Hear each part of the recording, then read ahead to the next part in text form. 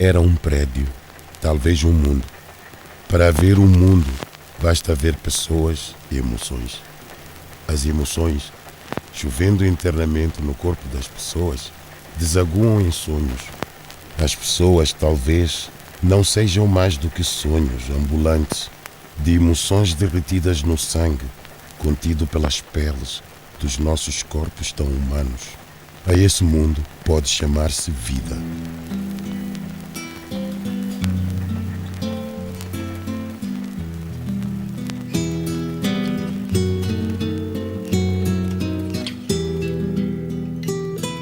No século que passou, na Kibala, no coração da província do Kwanza Sul, morava Antônio Martins, mas todos o conheciam por Kusendala. Além de outros ofícios, era artesão, um dos melhores da região, diziam. De expressão coesa e reta, Kusendala era como um pequeno soba cuja autoridade não se questionava. Era tal figura de poder para a comunidade que se confundia entre o privilégio assimilado. Ele era assimilado. O meu tio, que é o irmão do meu pai, que é o pai do André e do José, era assimilado. E namorou-se por Madalena Colindi e com ela se casou. Dera ao mundo 8 filhos e a vida roubou-lhes o primogênito, o Zambi. André Martins Cassinda já nascera em Nova Lisboa, atual Uambo. Nasceu em 10 de outubro de 1936. A família Martins mudara-se para a cidade das Oportunidades, situada no Planalto Central de Angola, 2 anos antes, em 1934. Mas Nova Lisboa foi um lugar de passagem. Cassinda e família regressaram a casa, a Kibala, em 1950. Aqui, Kusendala, além de carpinteiro e agricultor, era catecista. E naquela altura, um catecista já era alguém que tinha uma vida. O facto de pertencer às missões católicas e ter feito ainda que só uma parte do seminário, nos anos 50 vai colocá-los numa posição relativamente confortável. Foram muito humildes, muito chegados. Aí não se notava nada. Aquilo é uma educação, é uma educação de casa mesmo. Claro. E educação religiosa ainda por cima. Cassinda e José, na altura com 18 e 17 anos, seguiram as pisadas do pai. A missão religiosa a que a família Martins pertencia foi fundada em 2 de abril de 1951.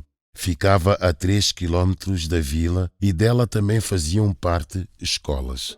Cassinda deu aqui aulas. É recordado pelos antigos alunos como um professor dedicado, mas exigente. Era muito exigente, era mau. Não, era mau, mas ajudava, não precisava que abriu a memória dos alunos. Sim. O André, o marco histórico que ele tem, que me marca muito, é o fato de ter sido o primeiro homem que adestrou aos seus irmãos para abrir a consciência dos homens, não só ler e escrever, mas abrir o horizonte mais amplo de conhecer o mundo, o que é que vem a ser este mundo, quem somos, como estamos e para onde pudermos ir. Além de professor, foi também enfermeiro no decênio de 50. O Estado passara a subsidiar os enfermeiros das missões católicas. Mas o futuro de André Cassinda ia conhecer uma nova paragem. Luanda.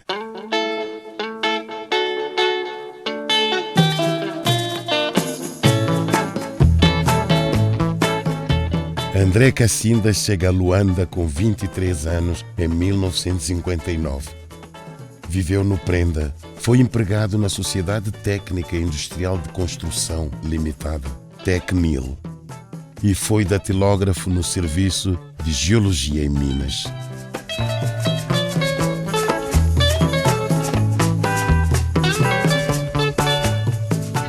Tornara-se um jovem adulto vistoso. As suas feições eram belas, mas a sua vaidade realçava-as ainda mais. Era daqueles negros finos, É verdade. Eu conheci bem, eu cresci deste meio aqui. É verdade. Só naqueles tempos mesmo coisa. É verdade, mesmo estando no exílio e tudo. É verdade, tinha aquela finura, etc. Diziam que arrasava com todas as miúdas, mas era com Mariazinha que tencionava casar. Quem o diz é a sua irmã, Maria da Conceição Martins, que ainda recorda aquele dia em que André, Cassinda e Mariazinha visitaram Aquibala ao volante de uma mota grande, bem grande mesmo.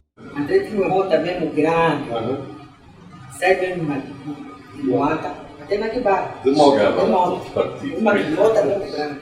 Durante a sua permanência em Luanda, não se conseguiu encontrar qualquer registro de atividade e envolvimento político.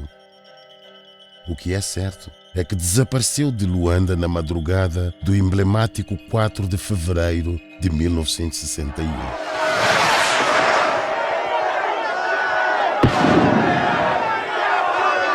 A partir de então, o gume afiou-se para a família Martins. Kussendala foi muitas vezes chamado pela PIDE. Foi preciso abafar o passado de um filho e o presente, do pouco que ainda se ia sabendo, era calado até na surdina do pensamento. A prima Lúcia fala mesmo num cemitério de cartas que ainda jaz ali na Aquibala. Os meus avós viram-se obrigados a pegar nas fotografias todas dos filhos, sabia que ele estava no Brazzaville, o que ele mandava a correspondência toda, porque eles comunicavam onde é que estava, eles pegavam na correspondência toda, metiam dentro de uma lata, num saco, enterravam. Portanto, ali no Kimono, no Luau, há ali sítio, um cemitério dessas cartas. Eu digo que é um cemitério mesmo, porque estão lá enterrados. André Cassinda, Marcos Caçanga, Antônio Menezes, João Abano, Manuel Cruz e Rui Melo, a boleia de Mário Augusto Silva, deixaram Luanda rumo ao Congo Leopoldville, na madrugada de 4 de fevereiro. Pela voz do comando, em declarações à PIDE, podemos reconstruir os passos dos foragidos. Ora, Mário Augusto Silva contou que, feitos os preparativos necessários, partimos cerca das 3h30 da madrugada do dia 4 de fevereiro, via Ambris, Toto, Bembe. Prenoitamos nesta última vila, onde um amigo nos acolheu. Apresentados ao Soba, que é, por assim dizer, o maioral da terra, passamos por uma autêntica odisseia, por irmos acompanhados de mestiços que aqueles seres atrasados classificavam de mindeles, que quer dizer brancos. No dia seguinte, com 2 guias previamente designados pelo Soba na noite anterior, depois de satisfeito o tradicional matabicho para os ditos guias e para o próprio Soba, constituído por dinheiro e roupas diversas, lá partimos em continuação da viagem. No dia 11 atingimos e conseguimos atravessar a fronteira no lugar de Songa, Lutete ou Songa Maia, não me lembro bem. Uma vez no território congolês, o respectivo chefe do posto aduaneiro da fronteira faz-nos a busca da praxe, um ato que afinal não passa de descaradíssima roubalheira. Concluída a busca, o tal chefe do posto aduaneiro dá as suas ordens aos gendarmes para estes, constituídos em escolta, nos conduzirem ao posto fronteiriço português. No dia 17 do mesmo mês, sigo para a capital congolesa e, posto ali, sou hóspede do senhor Carlos Paiva, que cuida de mim com carinho desvelo. Em março, os seus companheiros escreveram-me a pedir ansiosamente para que também sejam autorizados a fixarem-se em Leopoldville. Então é feito o necessário e todos os meus companheiros vêm para a capital. Cassinda e Caçanga foram imediatamente empossados de altos cargos tais como, para o Cassinda, o lugar de secretário-geral do sindicato e para Caçanga, o de chefe de Estado-Maior. Foi assim que Cassinda aderiu à UPA, ou como referiu o próprio, porque talvez o preferisse, foi nessa altura que iniciou a sua colaboração com Olden Roberto.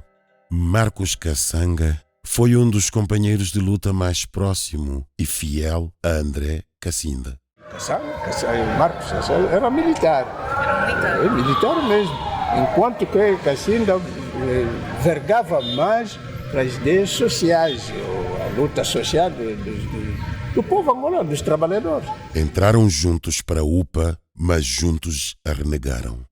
A espoleta para o desentendimento foi a morte do comandante João Batista Traves Pereira. Dizia-se que este teria sido morto à traição pela UPA, que se acusava de promover uma luta fratricida desencadeada pelo povo da área norte do território nacional.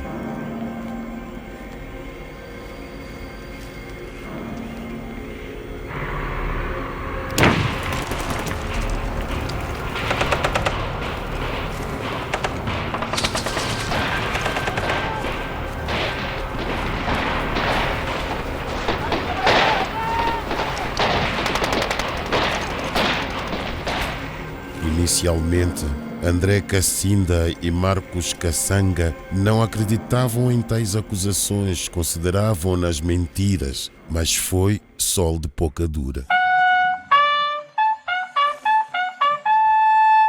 Em 3 de março de 1962, o Courrier d'Afrique noticiou o afastamento entre Elna e a UPA. Nesse mesmo dia, ocorreu uma conferência de imprensa no restaurante do Zoo de Leopoldville. Quando havia aqueles comícios ou aqueles encontros que eles organizavam entre ele e o Marcos Kassanga, havia muitos aderentes que iam para lá. Uns iam lá simplesmente para escutar e vir relatar o que foi dito. Outros iam lá para realmente ter mais conhecimento do que estava a acontecer. E aquilo não era favorável para o Olden. Marcos Kassanga e André Cassinda, lado a lado, foram cúmplices nas acusações à UPA e a Olden Roberto. A UPA reagiu de imediato acusando Kassanga de alta traição. Um dia depois, em 4 de março de 1962, é a vez de André Cassinda puxar dos galões de líder da LGTA, anunciando que esta se iria desvincular da UPA. Foi o corte oficial de Cassinda com a UPA de Olden Roberto. Entre acusações mútuas, ainda muita tinta se fez correr, mas a situação criada por estas duas dissidências pode resumir-se ao seguinte: Marcos Kassanga e André Cassinda estavam fora da UPA, acusados de traição. O Elna manteve-se fiel a Olden Roberto e à UPA. A LGTA dividiu-se em duas fações, mas era claro que grande parte dos seus militantes e apoiantes, bem como das organizações internacionais, não seguira e apoiara André Cassinda. Olden Roberto e a UPA sofreram um grande abalo na sua imagem, mas rapidamente trataram de se recompor. A luta para Cassinda mudara. Agora, além de derrotar os portugueses, era também necessário derrotar Olden Roberto. Neste sentido, criou vários movimentos e partidos políticos que tentavam garantir uma alternativa à luta de Roberto. Em 5 de agosto de 1962, cria o Comitê Preparatório do Congresso Popular, CPCP. Em 6 de novembro de 1962, a União Geral dos Trabalhadores de Angola, UGTA. Em 1963, André Cassinda afasta-se do CPCP e junta-se à União Nacional Angolana, UNA. E, em 1 de abril de 1965, cria o Conselho do Povo Angolano, CPA. O combate à UPA de Olden não fazia de André Cassinda um adepto da prática violenta. Pelo contrário, tinha uma visão conciliadora da luta pela independência de Angola, uma visão não violenta. Era um homem da reconciliação. Era um verdadeiro cristão. Com quem se podia falar e debater. Mesmo tendo opiniões diferentes. Não eram opiniões diferentes, e escutava. Tinha bagagem? Não. Tinha bagagem. A pasta dele não era vazia. Era em tudo diferente de Holden. As diferenças eram tão gritantes que flamejavam a luta pela independência de Angola. Essas tais diferenças ficam ainda mais claras na única entrevista encontrada de André Cassinda. Foi uma entrevista dada à televisão francesa em julho de 1965. Eloquentemente, Cassinda demarca a sua forma de luta pelas seguintes palavras. Monsieur André Cassinda, vous êtes le leader d'un nouveau mouvement militant pour l'indépendance de l'Angola. Il y en a déjà deux à ma connaissance. Quelle est la différence entre votre mouvement et les mouvements précédents? Pour nous, la différence n'est que les autres travaillent pour des ambitions personnelles, pour les cultes de personnalité, comme par exemple notre ami Holden, Roberto. Pour lui, le problème angolais, c'était un moyen de s'enrichir, c'était un moyen de faire son commerce. Et pour les autres, le problème angolais, il va à travers des idéologies. Eh bien alors, pour ceux qui font le commerce, pour ceux qui travaillent pour des idéologies, il n'y a pas, si nous pouvons dire, n'est-ce pas, la même pensée, le même parallèle, n'est-ce pas, pour qu'on arrive à solutionner notre problème qui demande la lutte pour la libération du pays, la liberté donc. Est-ce que votre parti milite en faveur d'une solution militaire radicale, la victoire contre les Portugais ou la mort, ou bien alors est-ce que votre parti accepterait éventuellement un compromis avec les Portugais? Oui, nous cherchons la négociation avec le Portugal. Et si le Portugal nous refusait, probablement nous serons obligés, n'est-ce pas, d'arriver à d'autres moyens pour obliger le Portugal à négocier. Mais tout de même, pour le moment, comme nous ne sommes pas engagés dans cette destruction, si nous pouvons le dire, qui a été entreprise par Holden et ses collègues, il est possible que nous arrivons quand même à réunir les conditions morales que le Portugal reconnaîtra comme des conditions susceptibles de nous amener à une négociation. Et si Tshombe nous aide, il est probable, s'il nous appuie, il est probable qu'il voit à nous des hommes logiques, des hommes que, en s'occupant tout simplement de notre problème de Congo, nous souhaitons que l'hospitalité et cette solidarité de tous les Africains qui doivent nous aider pour nous libérer. O cerco a André Cassinda estava cada vez mais apertado. Já tinha sido preso 3 vezes, conseguido sempre escapar à prisão por influência de terceiros. Mas as influências esgotam-se. Um dos seus aliados era Tshombe, primeiro-ministro do Congo Leopoldville. Em outubro de 1965, Joseph Kasavubu, presidente do Congo Leopoldville, destituiu-o por rumores de instabilidade política ao seu governo. Este afastamento dificultava a vida e a ação de Cassinda, que sempre beneficiara da neutralidade complacente de Tshombe. Em janeiro de 1966, Cassinda e os seus partidários chegaram a Elizabethville, no Katanga, na esperança de encontrar um lugar seguro, por ser distante da força de Holden Robert. Mas quando se quer, o longe fica perto. Em 27 de julho, André Cassinda é detido por 2 polícias congoleses e por 2 elementos do GRAI. 2 dias depois, em 29 de julho, é levado para Kinkuzo, uma base militar, prisão da UPA. Kinkuzo situava-se no morro a 90 km da cidade de Tisville. Junto ao comando do Estado-Maior, encontravam-se várias secções militares, contudo, bastante longe destas estava a prisão Buraco. Era esta que abrigava Cassinda. Prisão era um compartimento escavado na terra, delimitado por paredes de lajes, sem janelas, sem divisões, sem água, sem luz, sem nada, apenas com pessoas seguidamente alinhadas no chão. Quem o conta é Diallo Minguiedi, que conheceu Cassinda nesta cova e ainda dividiram a mesma terra durante uns meses. O Cassinda apanhou porrada os primeiros dias. E quando lhe encontrei, estava muito abatido. Diallo lembra-se da última vez que viu Cassinda. Conta que eram 2 horas de uma madrugada e que se ouvira bater à porta daquela prisão. Quem batia era o chefe dos guardas prisionais. Em tom audível disse: Cassinda, prepara-te. Balombo, assistente de Cassinda, e que também se encontrava preso. Prepara-te, vocês vão falar com o presidente Holden Roberto. De sobressalto, os invocados e alguns reclusos pensaram que tal ordem representava a possibilidade de um julgamento. Talvez André Cassinda tenha mesmo acreditado, nem que por breves instantes, na redenção do seu destino, movido por um futuro vivo, orquestrado na justeza e na comoção da dignidade humana. Talvez por ingenuidade, ou talvez por desespero de condição, o certo é que ele não podia estar mais errado. A fórmula da sua morte não é bem conhecida. Não se sabe ao certo como terá morrido, mas foi uma morte fria, longe do calor de quem um dia o compreendeu. Perdera-se o seu corpo para sempre, mas as suas ideias não.